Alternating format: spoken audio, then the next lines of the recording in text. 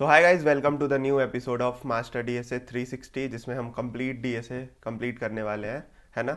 और आज हम डे 2 स्टार्ट करने वाले हैं जिसमें हम वेक्टर्स, मैप्स एंड सेट्स देखेंगे। मेन इम्पैक्ट यही होगा। उसके साथ साथ एसटीएल के बहुत सारे कलेक्शंस हमारे पास, जो भी उसके फंक्शंस होते हैं, उनके एल्गोरिथम्स होते हैं, लाइक शॉर्टिंग हो गया या फिर रिवर्स हो गया, ये सब चीज़ें हम देखेंगे। प्लस हम इसमें 3 क्वेश्चंस भी लगाएंगे, टू सम, वैलिड एनाग्राम और कंटेंट्स डुप्लीकेट। लीड कोड के ये 3 क्वेश्चंस जो भी हैं हमारे, ये तीनों हम सॉल्व करने वाले हैं इस एपिसोड में, ठीक है। ऑलरेडी जो पहली वीडियो आई थी उसमें बहुत से लोगों ने कुछ कुछ क्वेश्चन पूछे थे, उनको भी हम क्लियर करेंगे।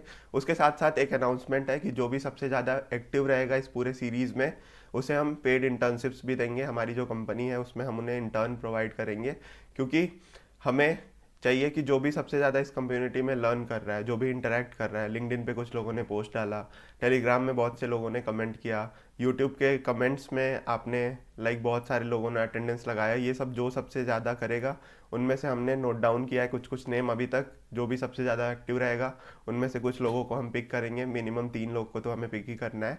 और उसके बाद से हम उन्हें पेड इंटर्नशिप्स भी देंगे। सो ये अनाउंसमेंट था एक। अब आज के वीडियो के मेन कॉन्सेप्ट पे आते हैं जो कि हमें देखना है। और इसके साथ साथ हम बहुत सी चीज़ें और भी देखेंगे, ये 3 टॉपिक ही नहीं है, एसटीएल के बारे में सब देखेंगे। अगर आप जावा पाइथन से हो तो यार आप सूडो कोड देखो और समझ जाओ, क्योंकि लाइक हमें क्या करना होता है कि मैं एक बार नोट पे आता हूँ फिर आपको समझाता हूँ। कि मान लो आपने पाइथन लिया, बहुत से कंपनीज में तो पहले तो पाइथन की इतनी सारी लाइब्रेरीज होती हैं, इतने सारे इन बिल्ड फंक्शंस होते हैं कि हमें बहुत सी कंपनी में डीएसए इसमें करना नहीं होता है मेजरली, ठीक है। क्योंकि एक लाइन में पूरा का पूरा कोड हो जाएगा। जो आप सी प्लस प्लस में लॉजिक लिखते हो वो सब ये इनमें ऑलरेडी फंक्शंस बना के हैं। तो पाइथन में आप डायरेक्टली ऐसे लिख के और एक लाइन में पूरा क्वेश्चन को ही सॉल्व कर सकते हो, ठीक है। तो आपको मेन लॉजिक समझना है तो क्यों इनके इनबिल्ड फंक्शंस को यूज़ करना है। जो बेसिक बेसिक इनबिल्ड फंक्शन है वो आप यूज़ कर सकते हो, बट सारी चीज़ें इसमें लाइब्रेरी में होती हैं। जावा भी अगर आप सी प्लस प्लस कर रहे हो तो सेम उसी वे में भी आप जावा भी कर सकते हो। सेम सूडो कोड होता है, सेम टाइप के लॉजिक्स होते हैं, लॉजिक लगभग सेम होता है। सी प्लस प्लस हम क्यों चूज़ करते हैं, क्योंकि ये थोड़ा फास्ट काम करता है, ठीक है। सीपी में आप अगर देखो तो टाइम जो हमारा प्रोग्राम को रन करने का होता है, या डीएसए में भी टाइम कॉम्प्लेक्सिटी देखो तो सी प्लस प्लस या सीपीपी जिसे हम बोलते हैं, इसके बाइट कोड थोड़े जल्दी रन करते हैं, ठीक है। ये जल्दी रन करते हैं इसके बाइट कोड। सो इसको हम इसीलिए प्रेफर करते हैं सी प्लस प्लस को फॉर कॉम्पिटिटिव प्रोग्रामिंग या फॉर डीएसए, क्योंकि इसमें एक तो लॉजिक भी हमें बिल्ड करना होता है और इसको थोड़ा फास्ट भी रन कर लेते हैं हम, ठीक है। सिस्टम पे हमारे फास्ट रन हो जाएगा। अगर आप ये दोनों डोमेन के हो तो आप इस वीडियो से कॉन्सेप्ट समझ लो और उसके बाद से लाइक आप डायरेक्टली स्टार्ट कर सकते हो विद द सूडो कोड से रेफरेंस लेके, ठीक है। सो ये कुछ कुछ डाउट्स थे। कमेंट करके अटेंडेंस लगाना है तुम्हें, ये मत भूलना, ठीक है। अब मेन आते हैं इस वीडियो के, मतलब मेन पार्ट पे आते हैं। अब डिस्कस करते हैं एसटीएल के बारे में, ठीक है। सो हमारे पास एसटीएल लाइब्रेरी होती है सी प्लस प्लस की इनबिल्ड, ठीक है, स्टैंडर्ड टेम्पलेटिंग लाइब्रेरी, ठीक है। इसका फुल फॉर्म सबको पता है। अब इसमें हमारे पास कुछ कुछ लाइक चीज़ें होती हैं जो हमें देखनी है। सो इसमें क्या होता है, बेसिकली मेरे इनबिल्ड फंक्शंस लिखे होते हैं, कुछ कुछ ईजी ही होता है, ऐसा नहीं है पाइथन जैसे सारे लिखे होते हैं। जो बेसिक इनबिल्ड चीज़ें होती है ना वो सारी होती हैं इसमें, ठीक है। कुछ हमारे पास इसमें अलग अलग कंटेनर्स होते हैं। पहला तो कंटेनर्स बोल लो या डेटा टाइप बोल लो, कंटेनर्स या डेटा टाइप बोल लो। दूसरी चीज़ इसमें क्या होती है, एल्गोरिथम्स होते हैं, ठीक है। एल्गोरिथम या फंक्शन बोल लो, ठीक है। तो इनसे मेरा क्या होता है, काम बहुत इजी हो जाता है कुछ कुछ करना। लाइक कंटेनर्स में क्या क्या हो गया, वेक्टर्स हो गए। सो मेरे जो बेसिक डेटा टाइप्स थे, इंट था, स्ट्रिंग था, बूलियन था, इन्हीं को यूज़ करके मैं क्या करूँगा, कुछ एडवांस डेटा टाइप्स बनाऊंगा जिससे मेरा काम आसान हो जाएगा। और एसटीएल वो करके ऑलरेडी दिया है, उसका पूरा इम्प्लीमेंटेशन उसने अंदर ही अंदर किया है। उससे रिलेटेड कुछ कुछ फंक्शंस या एल्गोरिथम्स भी अंदर ही अंदर लिखे हुए हैं। तो मेन बहुत बड़ा काम नहीं है इसमें, मत आपके काम को आसान कर देगा, पूरे प्रोसेस को आसान कर देगा। ये वेक्टर हो गया, सेट हो गया, मैप हो गया, ठीक है, क्यूज हो गए। सो ये सारे मेरे एसटीएल में ही लिखे हुए हैं, ठीक है। अब कुछ कुछ फंक्शंस भी हैं इनके, लाइक शॉर्टिंग हो गई, रिवर्स हो गया, ठीक है, रिवर्स हो गया। और क्या क्या हो गया आपको, लाइक अगर इसको एक्यूमुलेट हो गया, इससे क्या होगा कि सम आ जाएगा पूरा। एक आपने अगर उसमें वेक्टर पास कर दिया तो उसका पूरा सम आ जाएगा। सो ये सब लिखे होते हैं, ठीक है। अब चलो एक एक करके डिस्कस करते हैं। इस वीडियो में हम शॉर्टिंग के भी कुछ चीज़ें देखेंगे, शॉर्टिंग के एल्गोरिथम्स भी देखेंगे, ठीक है। बेसिक बेसिक ही डिस्कस करेंगे क्योंकि इतना टाइम देने का कोई फ़ायदा नहीं है। जो इंटरव्यू में पूछा जाता है उसमें मैं थोड़ा ज़्यादा टाइम दे दूंगा, और बेसिक आपको डेफिनेशन पता होने चाहिए सबके, और सूडो कोड पता होना चाहिए सबका, जो कि मैं डिस्कस करने वाला हूँ। और इसके साथ साथ क्या पता होना चाहिए, उसका कॉन्सेप्ट या टाइम कॉम्प्लेक्सिटी बोल दो, और पता होना चाहिए कि हर एक एल्गोरिथम का 5-6 होते हैं जिनके एल्गोरिथम्स की मुझे टाइम कॉम्प्लेक्सिटी पता होनी चाहिए, ठीक है। इसके साथ साथ हम इन सब चीज़ों का कोड भी देखेंगे, जो ये चीज़ें मैंने लिखी है ना, इनके कोड भी देखेंगे हम एक जगह पे अभी लास्ट में, जब समझ लोगे कॉन्सेप्ट को तो, ठीक है। सो ये वीडियो का मेन कॉन्सेप्ट था, उसके बाद से हम 3 क्वेश्चन लगाने ही वाले हैं, ठीक है। सो चलो स्टार्ट करते हैं with the first part, vector, ठीक है, या फिर डेटा टाइप बोल लो, फिर एल्गोरिथम और फंक्शंस हम देखेंगे। डेटा टाइप में मेरा पहला क्या था, वेक्टर था, ठीक है, वेक्टर था। अब वेक्टर क्या होता है, सिंपल सा एक C++, आपने एरे पढ़ा है, सबने पढ़ा है, मतलब थोड़ा बहुत तो पता होगा। हम एरे पे अगली वीडियो देखने वाले हैं, जो हमारा नेक्स्ट एपिसोड होगा वो एरे पे ही होने वाला है, ठीक है। ये एरे देखेंगे, एरे का बेसिक्स, तो इसमें भी हम कुछ एल्गोरिथम्स देखेंगे, और एरे का बेसिक जो टाइप होता है, उसके अलग अलग फंक्शंस होते हैं, वो तो देखेंगे ही। बट अभी के लिए सबको पता है एरे क्या होता है, बेसिक्स। सो एरे मेरा क्या होता है कि अगर मुझे सेम डेटा टाइप की एक वैल्यू चाहिए, मल्टीपल वैल्यूज चाहिए, मतलब एक सेम डेटा टाइप का, डेटा टाइप क्या होना चाहिए, सबसे इंपॉर्टेंट है सेम होना चाहिए। और मान लो मेरे पास 5 एलिमेंट है, 1 2 3 4, और मुझे अलग अलग जगह की जगह एक ही वेरिएबल में सबको स्टोर करना है एरे नाम से, ARR1 नाम से मान लो। तो मैं क्या करूँगा, ARR1 नाम से एक एरे बनाऊंगा, 5 साइज रहेगी जिसकी, और डेटा टाइप सबका सेम रहेगा, और उसमें मैं इसकी इंडेक्सिंग से इसकी वैल्यूज गेट कर सकता हूँ, सेट कर सकता हूँ, ठीक है। बट अगर मेरे पास ये फिक्स्ड साइज ना हो, अभी मैंने बोला 5 साइज चाहिए ना, तो मेरे पास अगर फिक्स साइज ना हो तो मैं क्या बनाऊंगा, एक वेक्टर बनाऊंगा, यहाँ पे उसका डेटा टाइप दे दूंगा इंट, और उसका नाम मान लो हमने कुछ भी दे दिया, वी दे दिया। तो इससे क्या होगा, मेरा एक डायनेमिक एरे बन जाएगा। तो इसको नाम क्या बोल सकते हो आप, डायनेमिक एरे ही है वेक्टर, लेकिन इसका साइज फिक्स नहीं होता, डायनेमिक एरे होती है, ठीक है। सो ये मेरी वेक्टर हो गई पहली चीज़ तो, ठीक है। अब वेक्टर को आप लाइक बहुत जगह यूज़ करोगे, और इसका एक मेन कॉन्सेप्ट आता है हमारा क्या, आइटरेटर्स का, ठीक है। वेक्टर में एक कॉन्सेप्ट आता है आइटरेटर्स का। सो आइटरेटर्स क्या होते हैं, लोकेशन होता है बेसिकली ये, ठीक है। और स्टार आइटरेटर लिख दोगे तो उसकी वैल्यू आ जाएगी, ठीक है। ये दोनों चीज़ें आपको याद रखनी है, ठीक है। अब इसका यूज़ क्या है, जैसे मान लो मैंने क्या किया कि एक एरे लगाया फॉर, और इसका डेटा टाइप लोकेशन है तो हम ऑटो देंगे, इंट या स्ट्रिंग वगैरह नहीं दोगे, फॉर ऑटो IT, ठीक है। अब ये IT मेरा कहाँ से स्टार्ट होगा, इज इक्वल टू, क्योंकि जैसे मैं लूप चलाता हूँ तो उसमें for int i is equal to 0 देते हो आप। तो इसमें मान लो एक वी वेक्टर था मेरा, तो वी डॉट बिगिन लिखूंगा मुझे, तो उसकी पहली एलिमेंट मुझे आ जाएगी, एक वेक्टर है वी नाम से, और ये पूरा एक वेक्टर था। तो अगर मुझे पहला एलिमेंट इसका चाहिए 0th इंडेक्स का, तो वी डॉट बिगिन लिख दूंगा, और ये इसकी लोकेशन ला के मुझे देगा, ठीक है। सो ये मेरा वी डॉट बिगिन हुआ। अब ये लूप कहाँ तक चलता है अगली कंडीशन में, वो हम लिखते हैं। तो IT is not equal to v dot end, तो एंड से मेरा क्या आ जाएगा, लास्ट एलिमेंट आ जाएगा, और IT प्लस प्लस कर दूंगा मैं, ठीक है। थोड़ा सा इसको स्क्रीन को मैं इधर मूव कर लेता हूँ। तो अगर मैंने IT प्लस प्लस लिख दिया, मतलब वे सेम कंडीशन अगले आइटरेटर पे मूव करते जाओ, मतलब नेक्स्ट एलिमेंट पे, और तब तक मूव करो जब तक आप लास्ट में नहीं आए, तो वी डॉट एंड पे नहीं आए तब तक ये चीज़ मूव होती रहेगी। अब मुझे मान लो वैल्यू चाहिए, तो मैं सी आउट करा दूंगा क्या, स्टार IT। स्टार IT से क्या होगी, इस जगह की मेरी जो भी आइटरेटर पे हूँ करेंटली मैं, उसकी वैल्यू आ जाएगी, तो इससे मेरा पूरा एक वेक्टर प्रिंट हो जाएगा, ठीक है। तो ये एक आइटरेटर का कॉन्सेप्ट था, बहुत सर्टनली यूज़ होता है आपके लाइक वीडियोस में, आपके जो भी देखते हो या फिर क्वेश्चन सॉल्व करोगे उसमें यूज़ होगा, ठीक है। सो ये एक आइटरेटर का कॉन्सेप्ट था।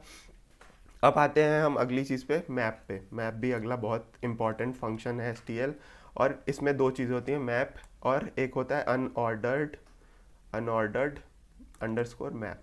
सो नाम से ही पता चल रहा होगा, इसमें ऑर्डरिंग होगी और इसमें अनऑर्डरिंग होगी।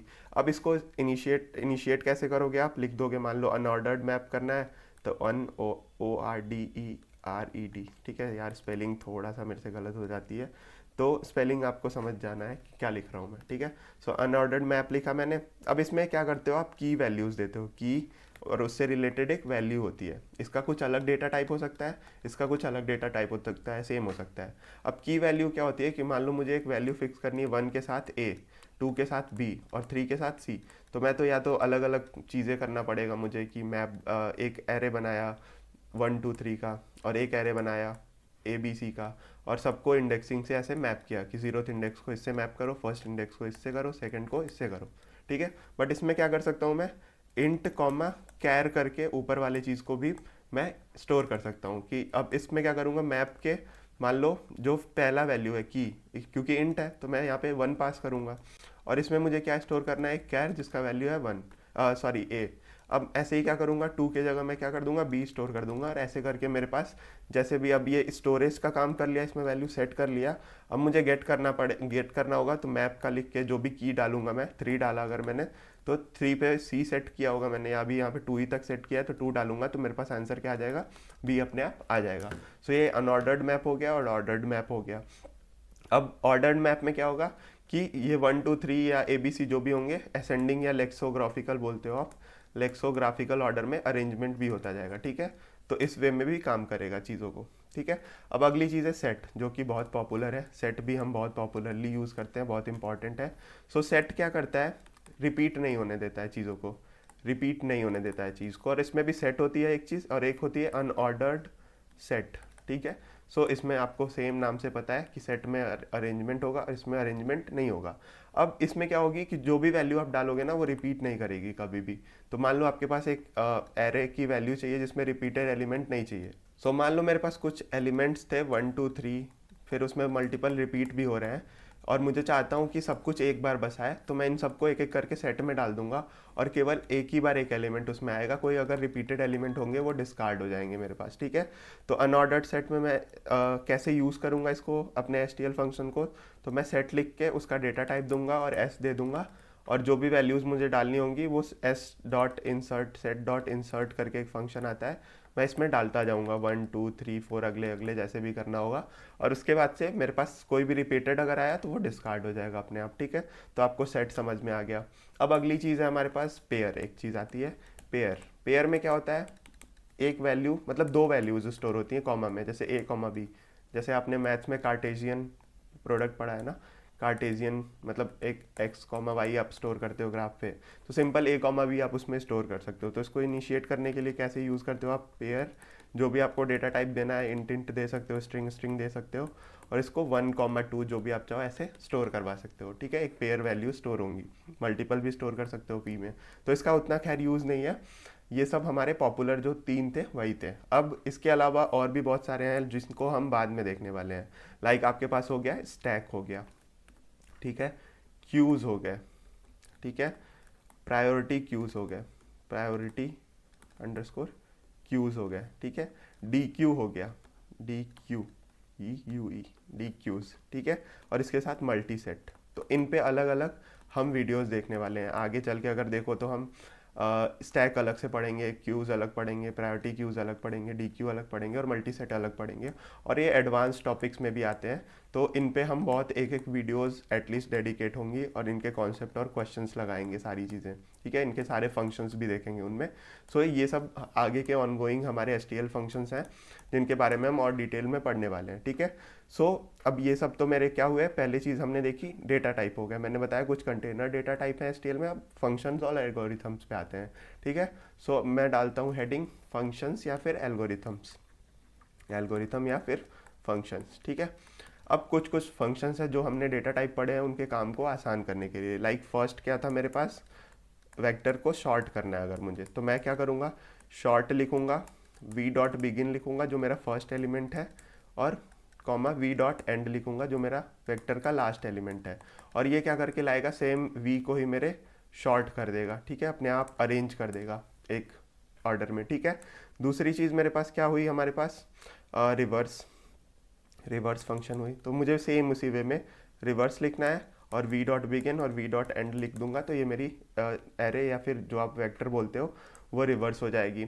इसी तरह हमारे पास लोअर बाउंड है और अपर बाउंड है, अपर बाउंड, बाउंड ये करूँगा तो मेरे पास वी डॉट बिगिन और वी डॉट एंड करूँगा, तो मान लो कोई value greater than equal to x है, तो ये मेरे को लोअर बाउंड दे देगी। और कोई वैल्यू बस ग्रेटर देन एक्स निकालना होगा मुझे, उसे अपर बाउंड बोलते हैं। तो इन आज का क्वेश्चन, आज का होमवर्क यही समझो, लीड कोड पे हमारे पास क्वेश्चन होते हैं कि कोई एरे दी हुई है या वेक्टर दी हुई है, और उसका मेरे को क्या निकालना है, लोअर बाउंड और अपर बाउंड। अब लोअर बाउंड क्या होता है, मैंने यहाँ पे लिखा भी है, आप देखो कि जो भी मेरे करंट वैल्यू से जस्ट नेक्स्ट बड़ी या इक्वल टू वैल्यू होगी, मतलब अगर x ग्रेटर देन और इक्वल टू है, मान लो एक एग्जांपल लेता हूँ 1 2 3 4 है और मुझे लोअर बाउंड ऑफ 3 निकालना है, तो 3 के ग्रेटर देन और इक्वल टू जो भी वैल्यू है इसमें वो मेरे को ला के दो। अगर 3 नहीं रहता तो इसका आंसर 4 होता, वरना 3 हो जाएगा। अगर मैं अपर बाउंड बोलूँ तो केवल 4 इसका आंसर होगा, क्योंकि मैं इक्वल टू नहीं लेके जा सकता हूँ और अपर बाउंड में मेरे को केवल ग्रेटर देन वाली कंडीशन देखनी होती है।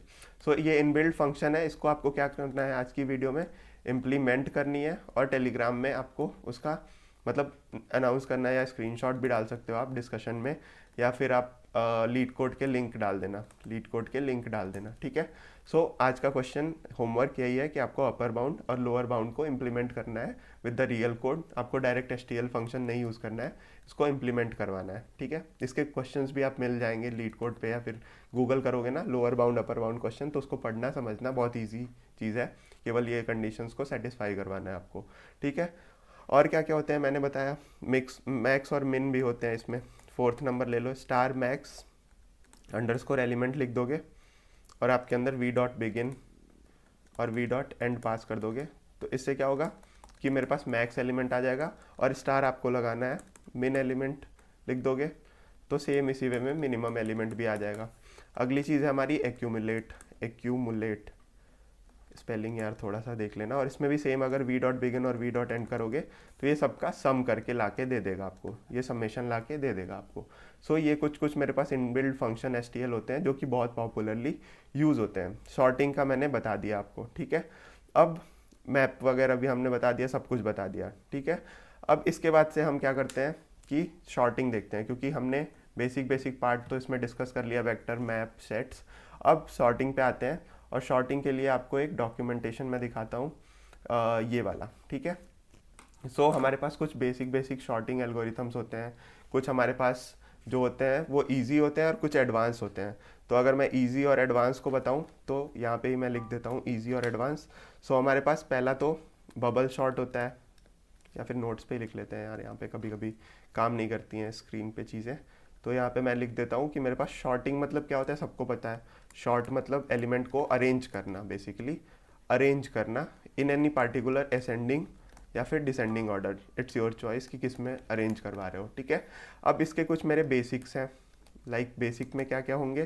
पहला तो होगा मेरे पास बबल शॉर्ट, बबल शॉट, अभी इनके बारे में हम थोड़ा डिस्कस करेंगे, बहुत एडवांस में नहीं, लेकिन समझ जाओगे इतना कर लेंगे, ठीक है। बबल शॉट, सिलेक्शन शॉट, और एक मेरा हो गया इंसर्शन शॉट, इंसर्शन शॉट। इनकी टाइम कॉम्प्लेक्सिटी वगैरह भी आपको पूछ देते हैं बहुत बार। और कुछ एडवांस शॉर्टिंग एल्गोरिथम हो गया, लाइक मर्ज हो गया, मर्ज शॉट हो गया, और क्विक शॉट हो गया, क्विक शॉर्ट हो गया, ठीक है। सो ये मेरे पास अलग अलग शॉर्टिंग एल्गोरिथम है। अब आ जाओ इनके बारे में थोड़ा डिस्कशन कर लेते हैं ऑन द सेम पेज, क्योंकि इसमें सारा कुछ लिखा हुआ था और मेरे को डॉक्यूमेंटेशन मिल गया, तो मैंने डायरेक्ट यहीं पे आपको बताने का सोचा, ठीक है। तो इतने सारे सॉर्टिंग एल्गोरिथम होते हैं। शॉर्टिंग मतलब क्या होता है, एक पार्टिकुलर ऑर्डर में किसी चीज़ को अरेंज करना, ताकि हमारा लाइक जब भी उसका यूज़ आए तो हम उसको कर लें, ठीक है। अब कुछ कुछ एल्गोरिथम्स बनाई गई हैं हमें हमें जिसके बेसिस पे क्या होता है, अलग अलग उनकी टाइम होती है, अलग अलग उनके यूज़ केसेस होते हैं, अलग अलग मतलब मेथड से वो बनाए गए हैं। सो जितने भी मेरे पास ये सॉर्टिंग के एल्गोरिथम हैं, इनके सब अलग अलग मेथड्स हैं, ठीक है, सबका अलग अलग अप्रोच है। अब इंटरनल और एक्सटर्नल आप देख लो, अगर आपको रिक्वायर्ड हो तो इंटरनल में ये सारे आते हैं, एक्सटर्नल में मर्ज शॉट आता है। मतलब ये सब आपको इंटरव्यू में पूछ सकते हैं, कभी एमसीक्यूज वगैरह में भी पूछ सकते हैं। सो सबसे पहले आते हैं हम बबल शॉट पे। तो बबल शॉट क्या है, सबसे सिंपलेस्ट एल्गोरिथम होता है। इसमें हम क्या करते हैं, कोई भी दो एलिमेंट को लेते हैं, चेक करते हैं कि अगर पहला बड़ा है दूसरा छोटा है तो उसी तरह रहने दो, वरना अगर अगर मान लो आपको असेंडिंग ऑर्डर में करना है, ठीक है, मान लो आपको असेंडिंग ऑर्डर में करना है, ठीक है, और मेरे पास दो एलिमेंट है, मान लो यहाँ पे 3 और 2।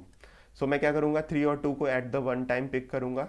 अगर 3 2 से बड़ा है तो मैं इसे, अगर असेंडिंग ऑर्डर में करना है तो 2,3 लग दूंगा, अगर डिसेंडिंग में करना है तो एज इट इज़ इसे ही ले लूँगा, ठीक है।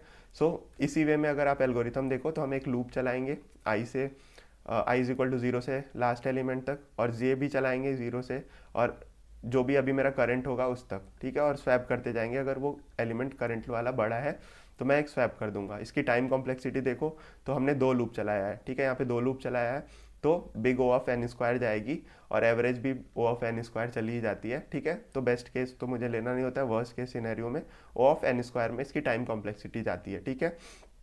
अब एट द वन टाइम आप क्या करोगे कि किसी भी पार्टिकुलर लाइक आप यहाँ पे कोड भी देख सकते हो, इस तरह से आपको कोड ये लिख सकते हो C++ का, और हमारे पास सॉर्टेड एरे इस तरह से चलेगी, इसका एल्गोरिथम भी यहाँ पे देना है। तो सेम उसी वे में यहाँ पे एक एग्जांपल भी हमें दिया है, अगर इसे देखना चाहो तो क्या कर सकते हो आप, एक टाइम पे आप करंटली मतलब देखोगे कि कोई एलिमेंट है करंट वाला, और उसको स्वैप करते जाओगे बड़े से छोटे में, और लास्ट में आपके पास एक शॉर्टेड एरे आ जाएगी। जैसे आप इस एग्जांपल को देखो तो 11 और 22 है और 12 है, तो हम एक एक करके लूप में आएंगे। 11 22 को खुद से स्वैप करेगा, फिर 22 12 से खुद को स्वैप करेगा, ठीक है, फिर आगे जाके 25 बाद में आएगा, ठीक है, ऐसे करते करते देखो 25 22 के बाद आ गया, 64 बाद में आ गया, और लास्ट वाला एलिमेंट ये बचा, तो ये आपस में स्वैप करके ऐसे बन जाएंगे, ठीक है। सो ये मेरा क्या था, बबल शॉर्ट था। अब हम आते हैं सिलेक्शन शॉर्ट पे। इसमें हम क्या करते हैं, कोई भी एक एलिमेंट उठाते हैं और उसको अपने फिक्स मतलब पार्टिकुलर जगह पे रखेंगे, जो भी उसका भी करंट जगह है। इसमें भी हमारा वर्स्ट के scenario O of n square जाता है, ठीक है। तो ओ ऑफ एन स्क्वायर जाने की वजह से इसकी टाइम कॉम्प्लेक्सिटी भी बहुत ज़्यादा हो जाती है हमारी। सो इसमें हम क्या करेंगे कि मान लो हम इसमें उठाएंगे पहले, और आई इज इक्वल टू ज़ीरो पे, ठीक है। इसको एक बार एग्जिट करते हैं यार, इट इज़ क्रिएटिंग प्रॉब्लम। सो मैं क्या करूँगा कि एक बार रिफ्रेश कर लूँ क्या, हाँ ठीक है, हो गया, हट गया।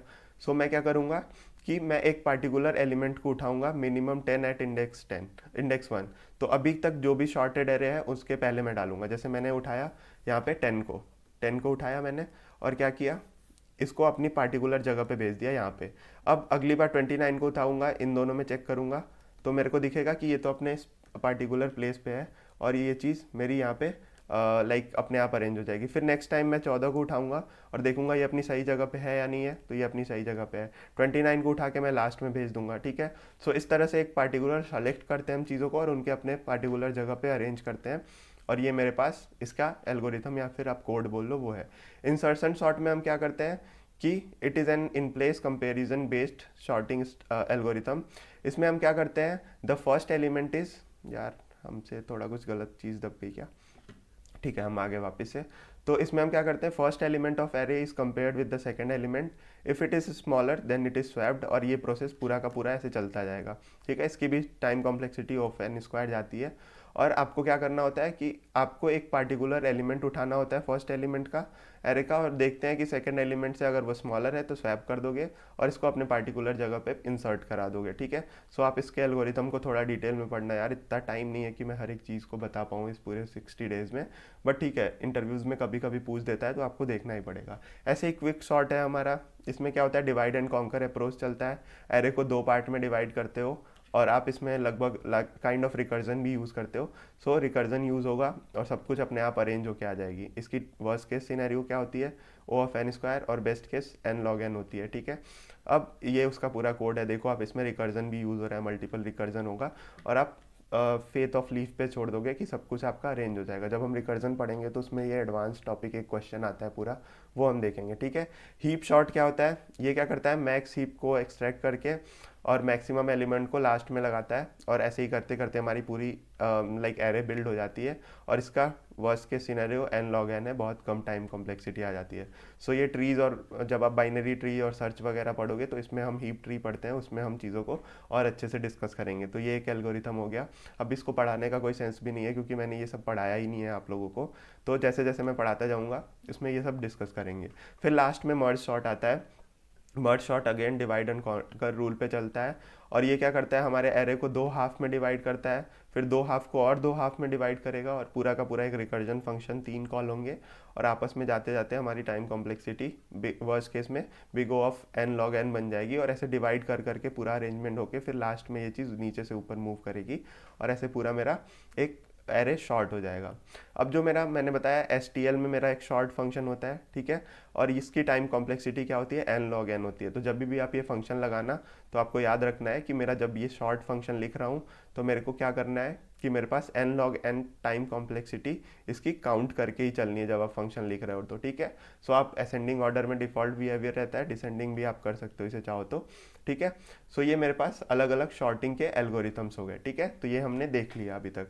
अब जैसे कि मैंने बताया था कि आपको कोड भी दिखाना है, तो अगर सब कुछ तो समझा दिया मैंने, बट कुछ कुछ चीज़ें और हैं, देख लो। जैसे वेक्टर है मेरे पास एक बना हुआ, इसमें वी डॉट पुश बैक लिखूंगा तो एलिमेंट लास्ट में आके ऐड हो जाएगा, वी डॉट पॉप बैक लिखूंगा मैं तो लास्ट एलिमेंट रिमूव हो जाएगा। तो अभी 10 को मैंने ऐड किया और रिमूव भी कर दिया, इसलिए यहाँ पे 10 आउटपुट में मेरा दिख नहीं रहा है।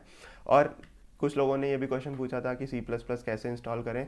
सो आपको क्या करना है, ये एक सॉफ्टवेयर आता है MinGW, इसे आपको इंस्टॉल करना है अपने विंडोज़ में या फिर आप मैक OS यूज़ कर रहे हो तो उसमें, और आपको इन्वायरमेंट वेरिएबल में जाके पाथ में ये पाथ वैल्यू डाल देनी है, ठीक है, ये सेटिंग्स में डालना है। और फिर आप G++ वर्जन लिखोगे तो आपके पास डायरेक्टली वो चीज़ इंस्टॉल हो गई C++ का कंपाइलर।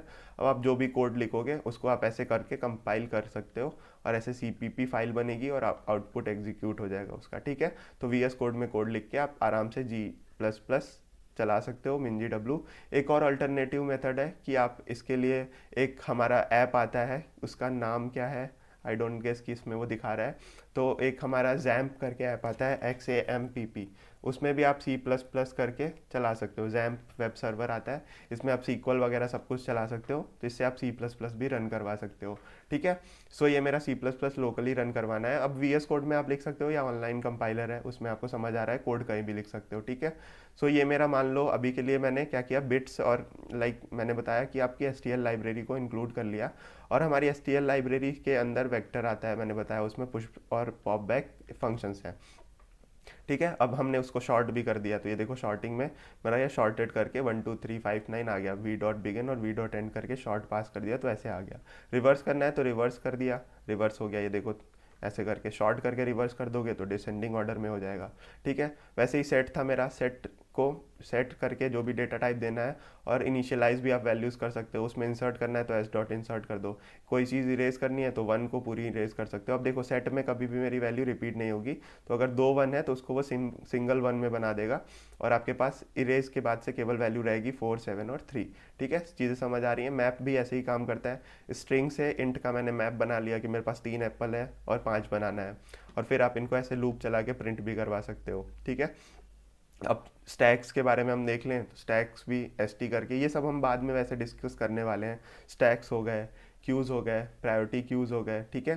पेयर्स को ऐसे इनिशियलाइज करते हो आप, जल्दी जल्दी बस हम इसे कवर करते हैं ताकि हम क्वेश्चंस पे आए, इतना इंपॉर्टेंट नहीं है, जब आप कोड लिखोगे तो इन सब का यूज़ अपने आप आ जाएगा। बाकी ये स्ट्रिंग्स और DQ वगैरह तो हम आगे चल के वीडियोज़ में डिस्कस ही करने वाले हैं।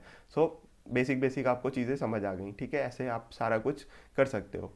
अब वापस आते हैं हम on the coding part. 3 question आज हमें देखना है ये तीनों, और ये तीनों को सॉल्व करोगे आप, जो भी आज हमारा कॉन्सेप्ट था उसी के बेसिस पे हमें इन्हें सॉल्व करना है।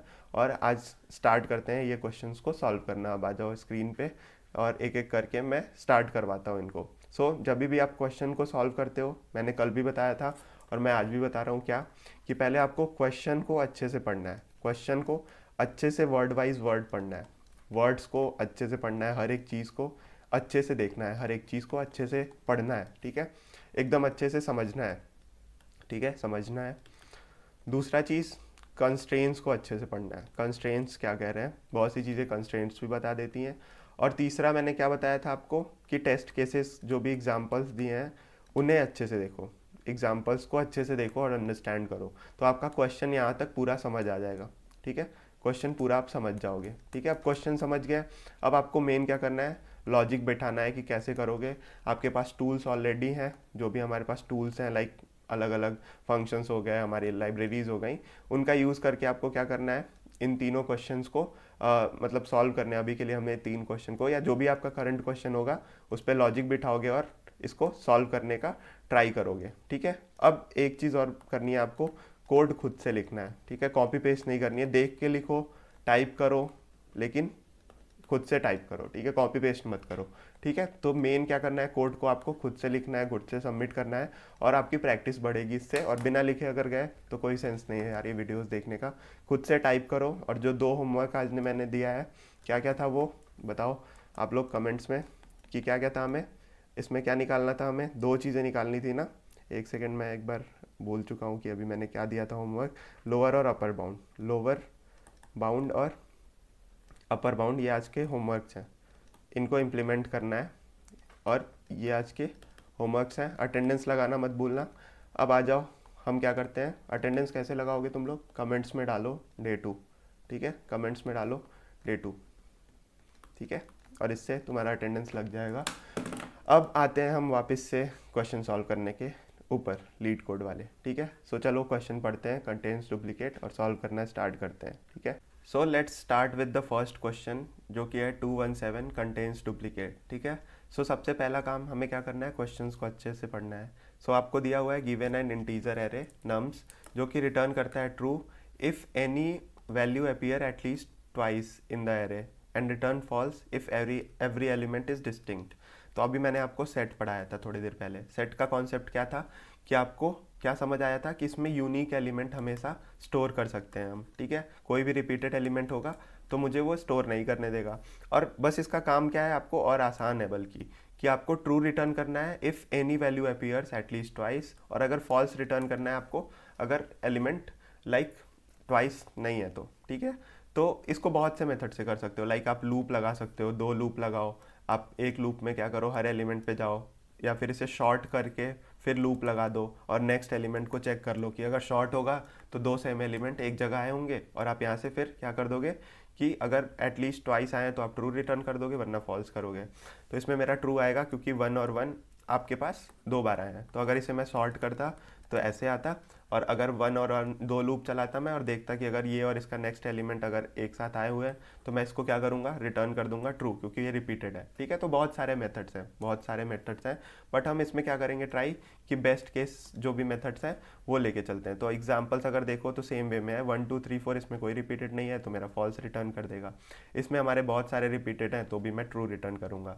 कंस्ट्रेंट की बात करूँ मैं, तो अब देखो यहाँ पे टाइम कॉम्प्लेक्सिटी का चीज़ आया, क्योंकि मेरे नम्स डॉट आई की वैल्यूज इतनी है और नम्स के मतलब एरे की साइज़ 10⁻5 है। तो अगर एन स्क्वायर में जब मैं जाऊँगा तो ये लगभग 10 चला जाएगा, और 10 को कन्वर्ट करोगे 2 के अप्रॉक्स आ जाएगा। तो अगर कैलकुलेट करके बताऊँ तो मान लो मेरा 10⁵ है, इसको अगर मैं लिखूँ तो 2⁵ लिख सकता हूँ, मतलब 8, और इसकी पावर 5, तो 2⁻15 चला गया, मतलब एक नम्स का लेंथ। अगर मैं इसको 2 लूप अगर चला दूँ, मतलब ओ ऑफ एन स्क्वायर में जाऊँ, तो ये मेरे 2⁻30 के आसपास रेंज चला जाएगा, और ज़्यादा ही जाएगा क्योंकि हमने यहाँ पे अप्रॉक्सीमेशन लिया है। सो अगर मैं 2 लूप चलाऊँगा तो मेरे पास TLE आ सकता है, ठीक है। सो मेरे पास इसके लिए या तो 1 लूप चलाना पड़ेगा या फिर मैं सेट से करूँगा ये क्वेश्चन। अभी तक क्लियर है? अब एग्जांपल्स वगैरह आपने देख लिया है। अब इस क्वेश्चन को करने के लिए मैंने बताया आपको अनऑर्डर्ड सेट लेना है। तो सबसे पहले मैं क्या करूँगा, अनऑर्डर्ड अंडरस्कोर सेट लिखूँगा। अनऑर्डर्ड सेट लिखा और इसकी वैल्यू मैंने क्या की, इंट से स्टार्ट कर दी। अब मैं क्या करूँगा, मेरा अप्रोच क्या है सेट यूज़ करने का, कॉन्सेप्ट तो आपको पता है कि सेट में क्या होगा, यूनिक स्टोर होगा। अगर फाउंड हो गया तो मतलब एक बार भी अगर कोई डुप्लीकेट मिल गया तो मुझे रिटर्न कर देना है। तो मैंने क्या किया, अनऑर्डर्ड सेट से एक इनिशियलाइज़ किया इंट जिसका नाम एस था। अब मैं एक फॉर लूप चलाऊँगा।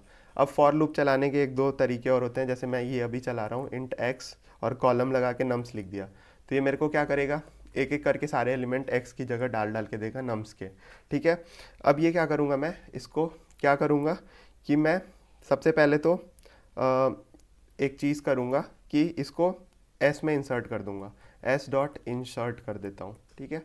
एस डॉट इंसर्ट में एक्स कर दिया मैंने, जो भी वैल्यूज़ आई उसको इंसर्ट कर दिया, ठीक है। अब इसमें सारे यूनिक एलिमेंट हैं, बट मुझे उसके पहले एक चेक अगर लगा दूँ कि इफ़ एस डॉट काउंट, मतलब एस का जो साइज़ है, इसमें एस डॉट काउंट से मेरा साइज़ आता है, तो S dot count of x, नहीं इसमें क्या होगा, एस डॉट काउंट एक्स को काउंट करो एस में, और ये अगर बड़ा है तो रिटर्न कर दो ट्रू, ऑलरेडी एग्जिस्ट करता है TRUE। अभी आता हूँ मैं इस पर समझाने पे थोड़ा सा, और वरना क्या लास्ट में रिटर्न कर देना है मुझे फॉल्स। अब क्वेश्चन को समझाता हूँ मैं तुम्हें, ठीक है। रिटर्न फॉल्स, ठीक है। अब देखो, मैं कोई भी एलिमेंट डालने से पहले मैं क्या करूँगा कि चेक करूँगा कि अगर वो ऑलरेडी एग्जिस्ट करता है इस सेट में, एस डॉट काउंट अगर 1 है तो या इफ़ कंडीशन क्या होगी, ट्रू हो जाएगी मेरी, 1 मतलब ट्रू, ठीक है। और रिटर्न क्या कर दूंगा मैं, ट्रू, कि कभी भी एक भी बार एलिमेंट अगर रिपीट हुआ है तो मुझे ट्रू ही तो रिटर्न करना है। तो अगर मेरा एलिमेंट ऑलरेडी उसमें एग्जिस्ट करता है, अगर नहीं करता तो यहाँ पे 0 आता है और ये रिटर्न ट्रू नहीं हो पाता। और सेट में सब कुछ इंसर्ट करते जा रहा हूँ मैं एक एक करके। आप for loop int i is equal to 0 से भी चला सकते हो इस नम्स वेक्टर पे आइटरेटर से, बट इससे क्या होगा कि आपके एक एलिमेंट यहाँ पे अंदर जाएंगे और इंसर्ट होते जाएंगे। पहले तो इंसर्ट होगा, कुछ नहीं रहेगा, तो फिर चेक करेगा कि अगर एक भी एलिमेंट ऑलरेडी है तो यहाँ पे वैल्यू 1 आ जाएगी वो चीज़ की और ये रिटर्न कर देगा ट्रू। समझ रहे हो क्या हो रहा है? सो बहुत बेसिक सा एक कंडीशन हमें लगाना था कि अगर वो एलिमेंट पहले से ही उस सेट में एग्जिस्ट करता है तो मैं क्या करूँगा, उसे ऐसे वापस से मैं इसे ट्रू रिटर्न कर दूंगा और मेरा ये देखो सबमिट हो गया है क्वेश्चन। तो ये मेरा एक क्वेश्चन था जो कि कंटेन्स डुप्लीकेट, अगर कोई भी एलिमेंट कंटेन्स डुप्लीकेट है तो आप ऐसे दिखा सकते हो। ठीक है, अब वैलिड एनाग्राम पे आते हैं। इजी क्वेश्चन है, सब कुछ इजी कर रहे हो।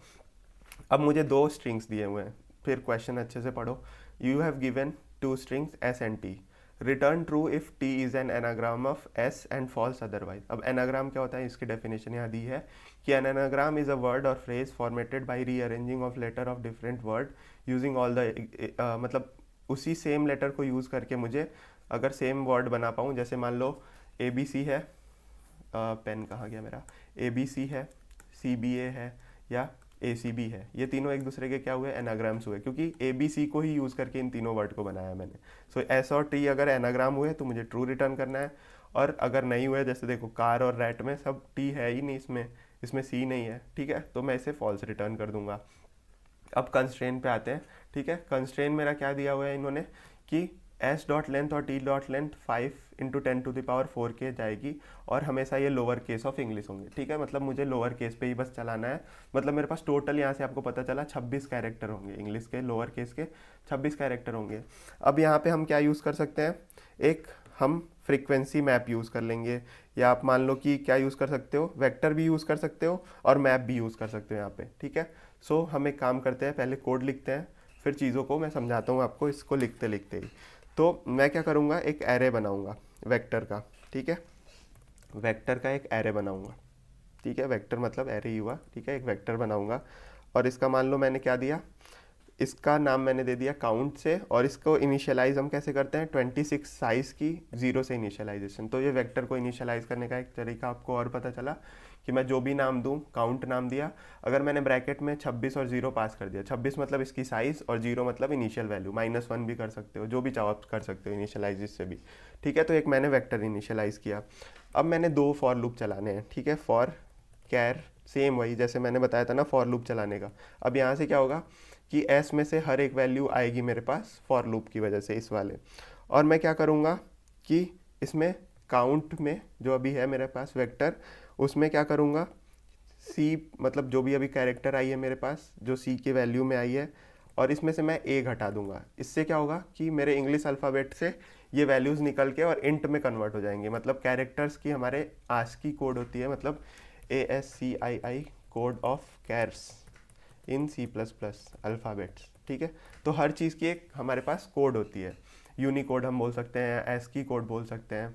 सो इससे मेरे पास क्या होगा कि इसके हर एक चीज़ की वैल्यूज़ होंगी। जैसे मान लो आपके पास ए की वैल्यूज़ होती हैं, और ऐसे करके आप सब कुछ को ऐसे वैल्यूज़ देते हो। देखो ये रहा, ए की 65 होती है, बी की 66, स्मॉल ए की 97 होती है। तो मैं या तो 97 में से सबको माइनस कर दूँ, या फिर क्या करूँ कि या फिर डायरेक्ट ए में से माइनस कर दूँ। तो मतलब एट द एंड मेरे को डिफरेंस पता चल जाएगा कि कौन से नंबर पे वो कैरेक्टर आ रहा है। मतलब ए अगर सब्ट्रैक्ट कर दिया तो मान लो यहाँ पे डी रहता है, डी माइनस ए करते हैं हम, तो जो भी हमारा कोड था डी के लिए, मान लो डी के लिए हमारे पास क्या होगा, 99 की जगह 100 होगा और ए 97 होगा। तो मेरे पास 100 - 97 जो भी होगा उसकी वैल्यू हमारे पास स्टोर हो जाएगी यहाँ पे। तो मैंने क्या किया कि हर एक कैरेक्टर लाया एस से और उसको काउंट में सेट कर दिया। ठीक है, इसको क्या किया मैंने, बढ़ा दिया कि 0 थी, अगर ये चीज़ एग्जिस्ट करती है इसमें तो ये बढ़ा दो। ठीक है, अब एक लूप और मैं चला रहा हूँ और ये इंपॉर्टेंट है, देखना, इसको समझ गए तो सब कुछ समझ गए तुम इस क्वेश्चन के। अब मैं क्या करूँगा, एक और लूप चलाऊँगा और इसमें मैं टी के सारे एलिमेंट्स को लाऊँगा। ठीक है, और इसमें मैं क्या करूँगा, काउंट में से घटाता जाऊँगा, काउंट में से घटाता जाऊँगा, सेम जैसे ऊपर बढ़ाया था ना, C - A किया, C - A किया, और यहाँ पे माइनस माइनस करता गया मैं इसके एलिमेंट्स के वैल्यू को। तो इसमें क्या हुआ, मैंने एक एरे बनाया। अगर वो मान लो ए रहता तो ए अगर इसमें कहीं भी आता तो वो सब्ट्रैक्ट हो जाता, और कहीं भी आता तो बढ़ता जाता। अगर 2 ए रहते तो यहाँ पे काउंट उस एरे में क्या हो जाती, 2 हो जाती है। अब एग्जांपल लेके देखते हैं कि जैसे मान लो मैंने एक ये काउंट नाम से एरे बना लिया था। अब इसमें मान लो मेरे पास कुछ कुछ वैल्यू रहेंगी। तो अगर मान लो मैं ए को लेके ही चलता हूँ, तो अगर ए की मेरी जो भी ASCII कोड होगी वो कुछ कुछ होगी, है ना। तो मेरे पास जो भी ए की वैल्यू होगी वो इस इंडेक्स में होगी, बी की इसमें होगी, सी इसमें होगी, डी इसमें होगी, ऐसे 26 एलिमेंट्स होंगे। अब अगर ए एक बार भी आया तो मैं यहाँ पे 1 कर दूंगा, ए 2 बार आया तो 2 कर दूंगा, ए 3 बार आया तो 3 कर दूंगा, सी अगर मान लो 4 बार आया तो यहाँ पे वही 4 कर दे रहा हूँ, तो प्लस प्लस करते जा रहा हूँ उसके इंडेक्स पे।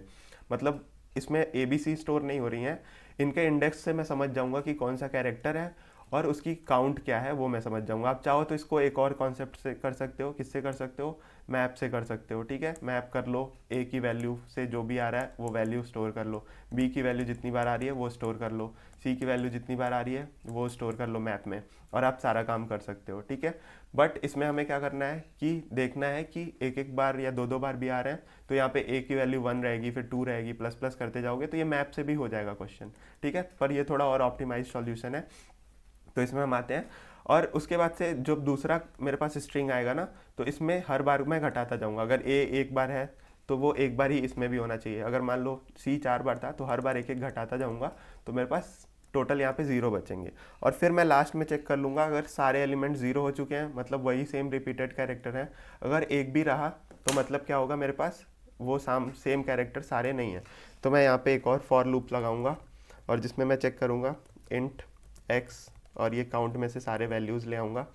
और क्या करूँगा मैं कि if x is not equal to, वही मैं चेक कर रहा हूँ कि अगर एक्स नॉट इक्वल टू 0 रहा कहीं भी, मतलब ये मेरी चीज़ें रिपीट नहीं हुई थी, तो मैं यहाँ से रिटर्न फॉल्स कर दूंगा। वरना फिर लास्ट में क्या कर दूंगा, रिटर्न ट्रू तो मुझे करना ही है क्योंकि सब कुछ सही हो गया है।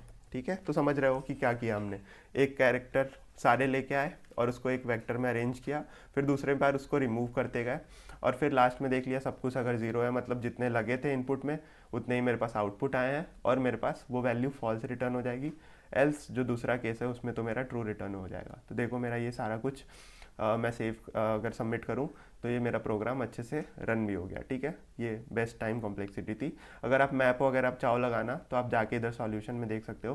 प्लस जो लोग जावा के हैं यार, वो लोग भी जाके इसमें जावा में अपने सॉल्यूशंस देखते रहना। सी प्लस प्लस, पाइथन, जो भी लैंग्वेज वाले हो यहाँ पे आके रेफरेंस भी ले सकते हो। ठीक है, पाइथन वाले इधर आके देख सकते हैं जो भी, पर ये एल्गोरिथम अगर लगा पा रहे हो, ये सेम स्यूडो कोड लगा पा रहे हो तो तुम्हारे लिए वेल एंड गुड है। ठीक है, सो देखो इसमें बहुत सारे अप्रोचेस भी हैं, आप यूज़ हैश मैप भी कर सकते हो, शॉर्टिंग से भी कर सकते हो।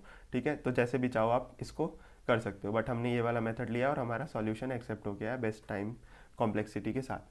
अब आते हैं टू सम पे। ये बहुत पहला क्वेश्चन है लीड कोड का सबसे पहले तो, और बहुत जनरली पूछ लिया जाता है इंटरव्यू में।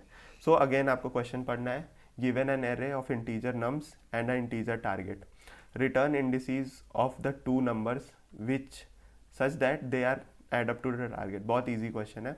सो हमें क्या दिया है कि आपके पास एक एरे दिया है, या फिर मान लो आपके पास एक वेक्टर दिया है और एक टारगेट वैल्यू दी है।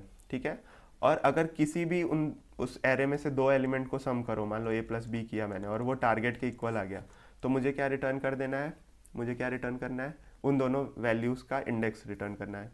You may assume that each input would have exactly one solution, you may not use the element same twice. मतलब आपको क्या नहीं करना है, सेम एलिमेंट को दो बार यूज़ नहीं कर सकते हो। अगर आपको 10 चाहिए तो दो बार 5 उसमें होने चाहिए। ठीक है, और हर एक सॉल्यूशन का एक ही पॉसिबिलिटी हो सकता है, ये इन्होंने प्रॉपर रिटर्न करा दिया है।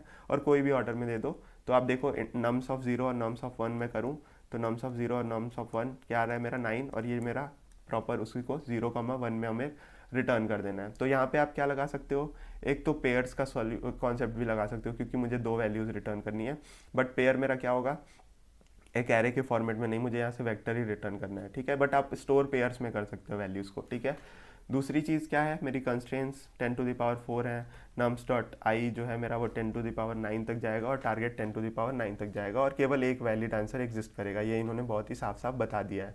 ठीक है, सो अब आ जाओ इसको सॉल्व करते हैं। बहुत ईजी क्वेश्चन है ये, तो बहुत पॉपुलर पूछा भी जाता है। सो मैं क्या करूँगा, इसमें अनऑर्डर्ड मैप यूज़ करूँगा।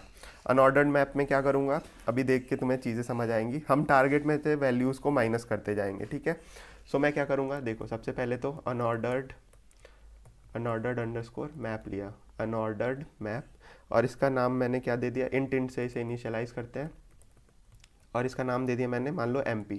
ठीक है, तो एक मैंने अनऑर्डर्ड मैप बना लिया। अब मैं एक लूप चलाऊंगा, for int i is equal to 0 से i less than nums dot size तक गए मैं। ठीक है, और इधर क्या किया मैंने, आई प्लस प्लस किया, ठीक है। अब ये लूप में मेरा काम क्या होगा कि सबसे पहले मैं क्या चाहिए, इंट नीड नाम से एक वेरिएबल चाहिए, नीड नाम से एक वेरिएबल चाहिए, और मेरा जो भी टारगेट होगा, टारगेट में से मैं माइनस करता जाऊंगा क्या वैल्यू, जो भी अभी करंट वैल्यू है, ठीक है, नम्स का जो भी अभी करंट वैल्यू इंडेक्सिंग में चल रही है वो माइनस करता जाऊंगा, ठीक है। अब उसके बाद से मुझे क्या करना है, इफ़ मैप डॉट, मतलब मैप मैं बोल रहा हूँ, हाँ मैप डॉट काउंट COUNT में अगर मेरे पास यहाँ पे नीड है, एक बार कोड लिख लेने दो यार, मैं कंफ्यूज हो जाता हूँ थोड़ा सा, तो कोड एक बार लिख लूँगा तो आपको समझा पाऊँगा। रिटर्न क्या कर देना है मुझे यहाँ पे, सीधे सीधे MP डॉट MP के अंदर जो भी नीड था और कॉमा अभी जो करंट वैल्यू है मेरी आई की वो, ठीक है। और वरना फिर मैं क्या करूँगा, नीचे जाके यहाँ पे MP में नम्स आई, और इसमें से मैं क्या करूँगा, इज इक्वल टू आई कर दूँगा, इसमें वैल्यू स्टोर कर देता हूँ मैं आई, ठीक है। और फिर लास्ट में क्या कर दूँगा मैं, फॉर लूप के बाद रिटर्न एम्प्टी, अगर कोई वैल्यू नहीं है तो मैं एम्प्टी रिटर्न कर दूंगा। स्पेलिंग यार फिर गलत हो गई मेरे से। तो अब इस प्रॉब्लम को थोड़ा सा समझने का ट्राई करते हैं। सबसे पहले तो मैं क्या करूँगा कि एक मैप बनाऊँगा, ठीक है। अब ये मैप में मैं क्या स्टोर करूँगा कि कॉम्प्लीमेंट्री नंबर, मान लो मेरे को क्या चाहिए था, ये 9 चाहिए था, तो मैं 2 और 7 वैल्यूज़ चाहिए, तो मैं 9 में से 2 माइनस करूँगा और 7 को सेव करवा लूँगा इस मैप में, कि अगर मेरे पास 7 कहीं इस मैप में मिला मुझे तो वो वैल्यू मेरे पास आ जाएगा डायरेक्ट, अगर होता तो मैं डायरेक्टली उसे रिटर्न कर देता। अगर इस मैप में मान लो मेरे पास 7 कहीं भी मिल जाता, ये MP डॉट काउंट का मतलब क्या है कि ये 1 वैल्यू रिटर्न करेगा, मतलब ये चीज़ अवेलेबल है इस मैप में। अगर ये रिटर्न करना अवेलेबल होता तो मैं क्या करता, 7,2 को रिटर्न कर देता, ठीक है।